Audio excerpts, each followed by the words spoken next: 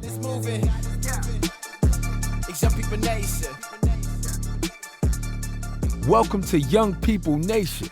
Listen to us weekly as we commit to bring transparency, healing, and truth to the everyday situations in life that might bring you down. Join us for your weekly dose of inspiration. Thank you for listening to Young People Nation. Make sure you subscribe so you never miss an episode. And now, here's your host, Eugene and Donna Perry. Let's go. Christ is the foundation. Know his word gon' lead us. Know I'm already going. Taking steps I believe in. Giving guidance to the youth. Giving guidance to the lost. Give the world to the project. Lead them back to the cross.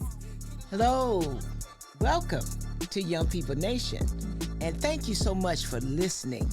I tell you, we have an amazing community of people who come and have supported us during this journey. We've been doing it for over a year, and we just want to give out a huge thank you for the sponsorship, for the encouragement, for the prayers, for the sowing of seeds. Thank you. Thank you all so much. So we're in session 3 with Mr. Weber, and we're going to be talking about the added mental challenges where he was dealing with anger and depression. Now, Raymond, you shared with us how you were diagnosed with bipolar depression, ADHD, and major depression during your transaction from the NFL and being married. Now, we know that you are a strong believer in Jesus Christ. We know that. Just our conversation and our fellowship with you, we know it's you're real about that and very transparent. Yet anger and depression presented itself. Have you ever felt suicidal in your process? So I've never felt suicidal, but I felt defeated. Okay. So I felt like, dang, if it end now, then what it is. But the only thing I think that I want to say that like kept me like strong is my little girls, because you can go out and crash out and just stop being who you are. And I told you I sat in it and found that I was depressed. And it was days that I just didn't want to roll out the bed, Right. Or didn't feel like I needed to go out there and be, the person who I know I am. So, and so of course, transition from NFL, getting a divorce, lost my best friend, running a business. Right. I felt like low. So I remember sitting in the middle of the gym, and I wrote this poem to myself. It says, "I gave them all hope as I sat there in front of everyone, dying and no one knew. And I couldn't quit. I had to keep living because my death would have killed hundreds. I was the foundation that held everyone up. And if I failed or failed, they would have no place to go. All hope would be lost. I had no time for crying, no pity party. As a man, I wasn't allowed to be weak, to have problems. I was him for so many, but my cup was empty. I poured and poured, unable to refill fast enough, but what could I do? No one saw me as merely a cup. I was more like a well or a lake. No one expects the well to run dry. And when I said, F it, I give up, I looked at those innocent, beloved daughters and how I had nothing to give them but my protection. If I die, they become wealthy, but who will be there to protect them from the monster under the bed, from the bad people in the world? It had to be me. I had to keep living for them. So as I sat here, a pillar in the community, the building built on the rock, the heart of hope and the light in everyone else's darkness, I continue to die, and my happiness drifts away like a sailboat too frail and insignificant to battle the currents and waves of the undefeated ocean. They told me give it to God, but wasn't this burden already his? If he's all seeing, why hasn't he seen this? Why hasn't he saved me? I put action behind my prayer. Faith without work is dead, but I've worked my butt off. So when will my help come? No one is coming to save me, even though I look up at the hill, waiting for the hero to come down riding on a horse to deliver me from my problems each day. I get deeper and deeper in the hole as if it's waiting on me to give up so I can be buried in it. And so Wow. I remember sitting there and I'm watching, and I was going through financial hardships, and I'm everybody in the gym kind of just smile and people telling me that Right. this is their safe place. And for me, it was like, that was like my jail cell. And I was like, dang. And I felt so burdened. And so, I was real big on poetry. And so that was like an outlet for me even when I was a kid. So I wrote that to myself. So I never felt suicidal, but I have felt like defeated, to where it's kind of just like, what am I, fighting Right. for? But your daughters gave you hope. Oh yeah, all the time. And that's big, because some people, their children are not enough. It's just so deep. So you share with us about one of the major traumas in your life was in 2016 when you lost your best friend. Let's talk about that, and we again thank you for your transparency. Oh yeah. So JB, Jerron Butler was my best friend. Like, got his face tatted on my wrist. I mean, from the time we were in middle school until, you know, deep into our adulthood, that was my best friend. Like I said, I you know, bargained with the college I went to so he can come there. He was the only person my mom trusted that I can leave the house with. Okay. For a long time, you know, stayed at each other's house. And my brother taught me how to drive, and I'm older. You know, I'm 24 days older than him. But he, like, you know, while they were playing football, Right. you know, he let me drive his car around while. So I'm learning how to drive. Like, so I mean, he was instrumental. He's my daughter's godfather, Kylie's godfather, and he would have been the best man at my wedding, and I'm his son's godfather. So Right.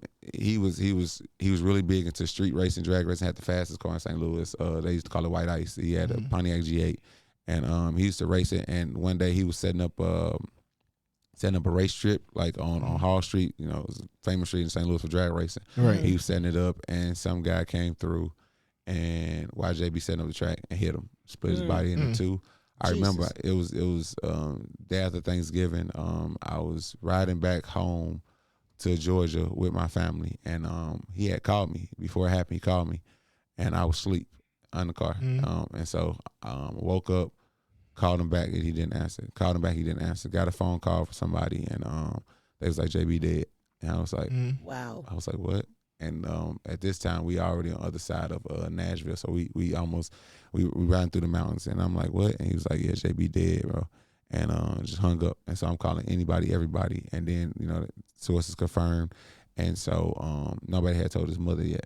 So as I'm riding, you know, I'm calling around the people we know, and I said, I need y'all to get to, you know, JB's mom's house, and they did. And when they got there, I, you know, said, Ma, she said, what's up? I said, JB gone, and I'm getting chills right now talking about it. And she was like, what? And I was like, JB gone. You know, they said he passed on, and I mean, you can hear it on the phone or break it down, and I'm not a big crier, but you know, I'm in the front seat and I'm crying. My sister's driving, she's trying to figure out what's wrong, you know, wife in the back, and she's trying, and you know, I just kind of told her, man, and then I just kind of rode in silence that whole way, and I just wanted to get back home. Like, nobody would let me come home. Like, I wanted to get back home because whoever did this to my best friend, they gonna answer for it, and so, you know, while they doing investigation, I didn't put money out on the internet. Whoever finds this person, let me know.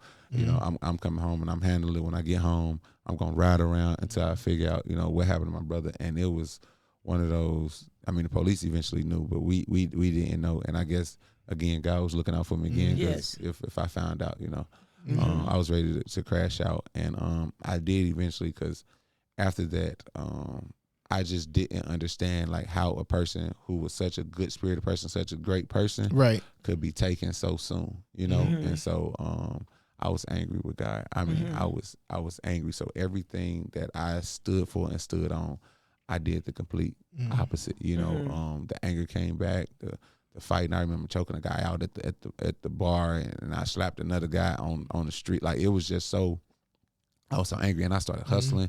Like, I was like doing everything I wasn't supposed to do. And within that, I found myself arrested, publicly humiliated. You know, wife looking at me like, bro, this how you start living this life? But I was just acting out. I didn't know. I didn't have an outlet to talk to. Like, I didn't know how. So I just started doing different stuff to just kind of like create a demise for myself. And it was like, I just didn't care, you know, like, cause to me, like, this is my brother, my best friend. Like, we're supposed to get old and be sitting on the porch watching our grandkids run around and complaining and talking about, man, when we was young, you know.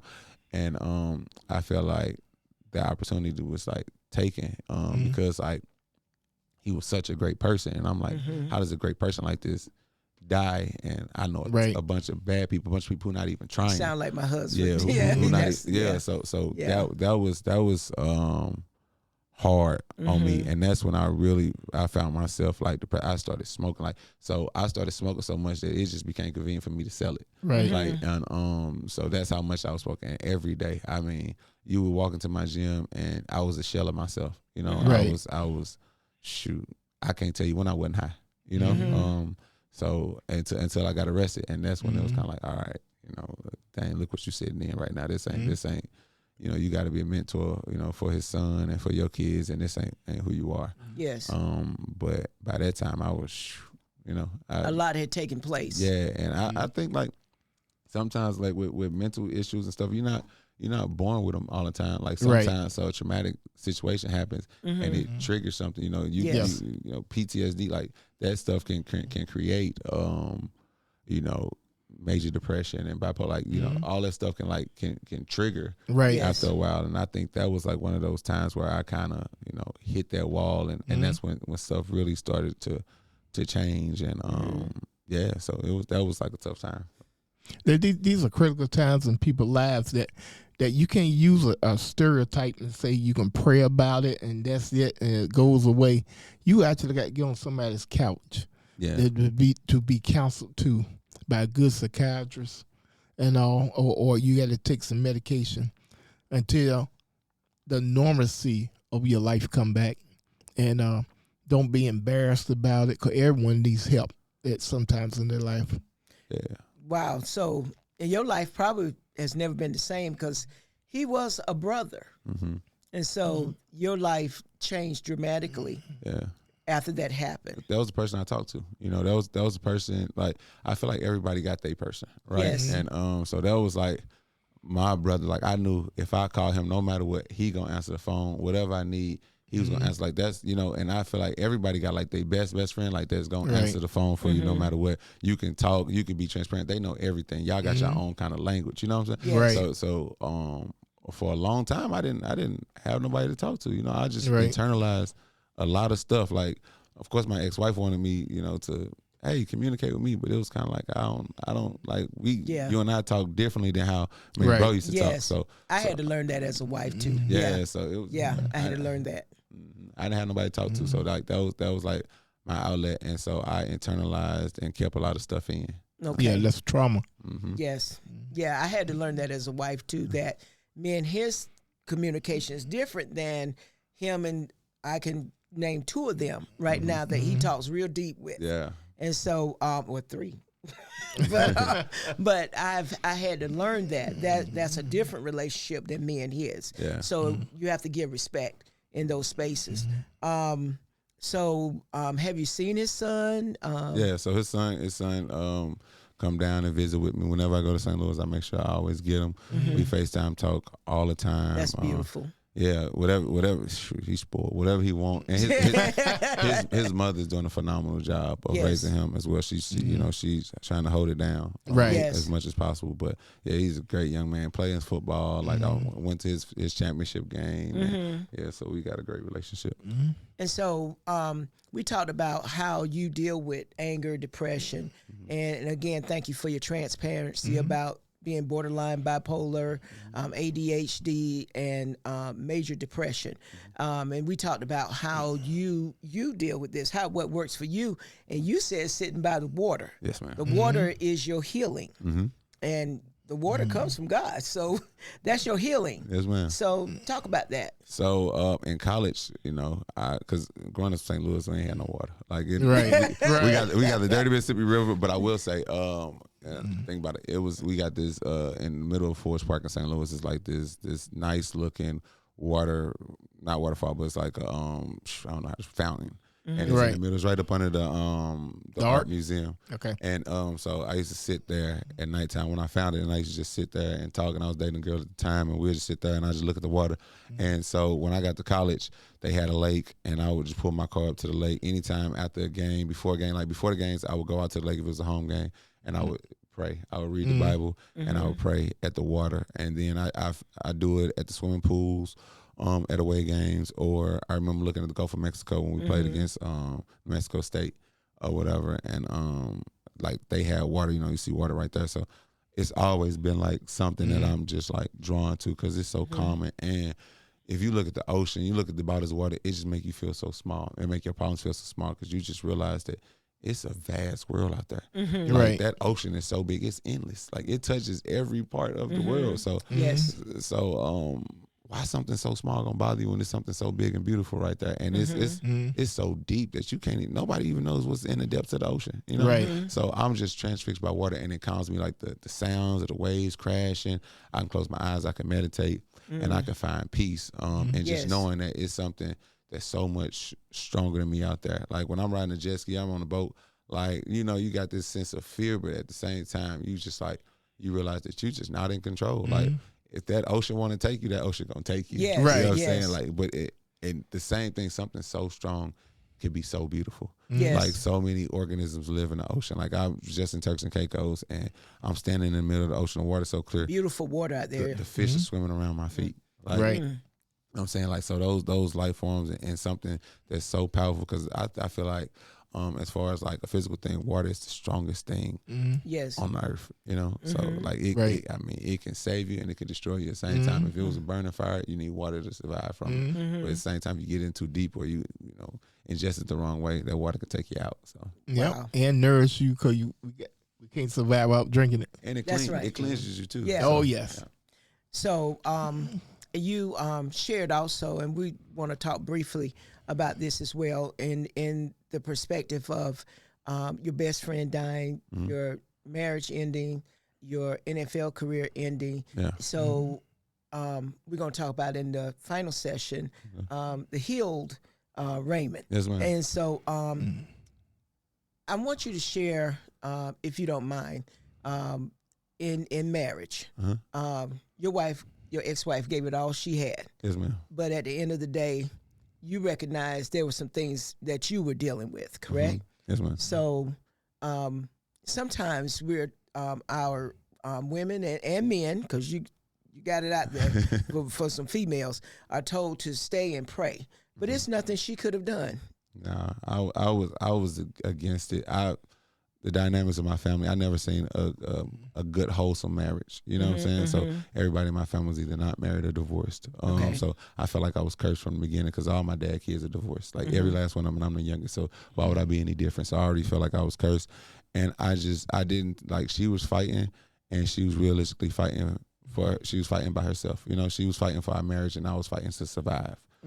So I wasn't a team player in that aspect, and the biggest thing I ever did for us was, you know, agree and push for the divorce. Okay. Because I wanted our kids to see her healthy, because I mean, she was losing herself within, you know, the marriage. I wanted them to see her healthy, and I wanted them to see me healthy and happy too. So both of us healthy and happy, and if we can do that with co-parenting, then do that. But I was draining that lady so bad, just because I was so selfish. I was stuck in my ways, and I was trying to figure out my own dynamic of life. You know what I'm saying? So I was in survival mode, and she was trying to, you know, she was doing the best she could, and I didn't meet her halfway.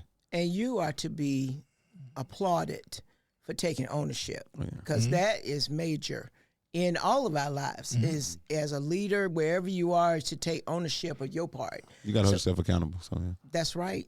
Thank you, Mr. Weber. Yes, ma'am. Thank you, as always. Thank you.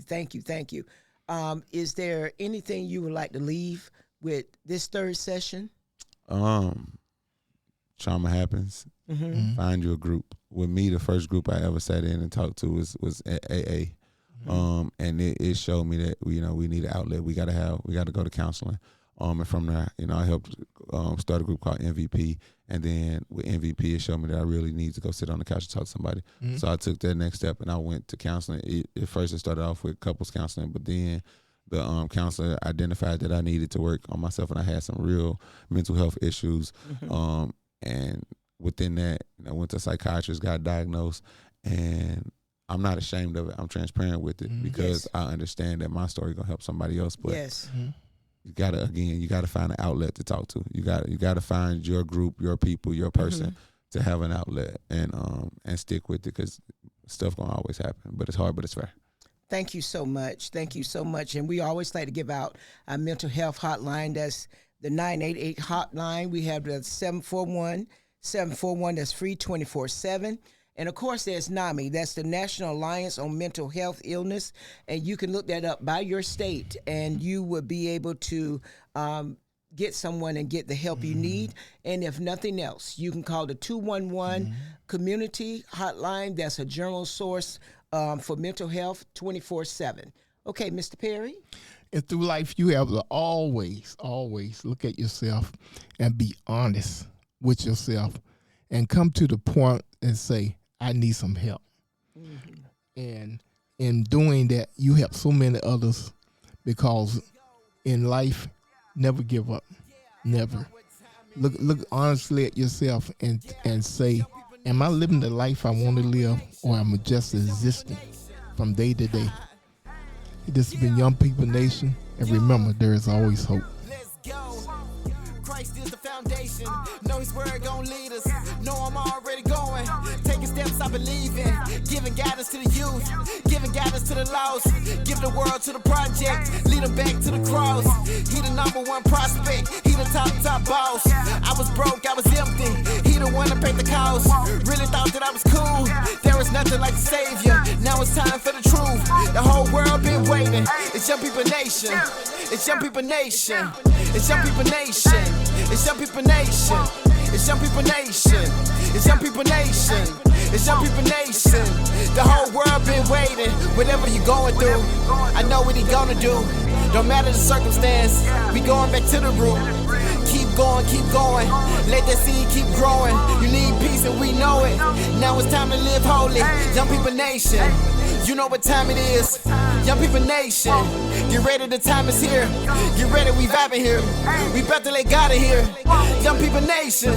It's Young People Nation. Yeah, do it for the heavens, you know where we going. Influenced by his love, you know we gotta show it. It's time to put the youth on to what God is doing. Cause I can tell you now, right now, that God is moving. It's Young People Nation.